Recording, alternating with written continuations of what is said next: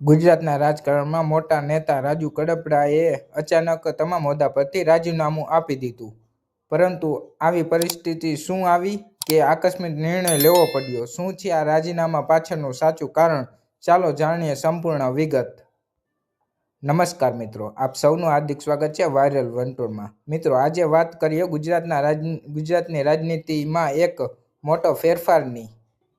તો મિત્રો, આમ આદમી પાર્ટી ગુજરાતના નેતા રાજુ કડપડાએ 11 ફેબ્રુઆરી 2026ના રોજ પોતાના તમામ હોદ્દા અને જવાબદારીઓ પરથી રાજીનામું આપી દીધું છે. તેમણે પોતાના રાજીનામું પત્ર સીધું જ શ્રી અરવિંદ કેજરીવાલજીને સંબોધિત મોકલ્યું છે. પત્રમાં તેમણે લખ્યું છે કે વ્યક્તિગત કારણોસર તેઓ પોતાની વર્તમાન જવાબદારીઓ નિભાવી શકતા નથી, તેથી તેઓ આજની તારીખથી રાજીનામું આપે છે.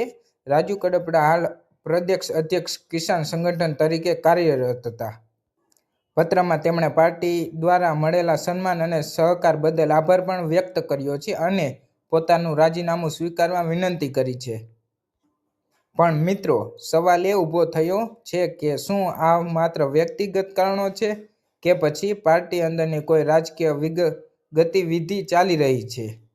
હાલ સોશિયલ મીડિયા પર આ રાજીનામું ઝડપથી વાયરલ થઈ રહ્યું છે અને અનેક ચર્ચાઓ ચાલી રહી છે.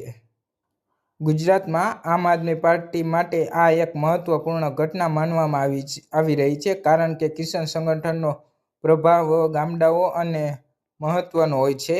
આ નિર્ણયથી પાર્ટીના ભવિષ્ય પર શું અસર પડે તેવી જોવાનું રહ્યું. આ મુદ્દે આગળ શું મોટો ખુલાસો થશે? શું રાજુ કડપડા કોઈ નવી રાજકીય દિશામાં જશે કે આ માત્ર વ્યક્તિગત નિર્ણય છે? આ બધી અપડેટ માટે વાયરલ વંટોળ સાથે જોડાયેલા રહો અને વિડીયો લાઇક, શેર અને સબસ્ક્રાઇબ જરૂરથી કરજો. જય હિન્દ, જય ભારત.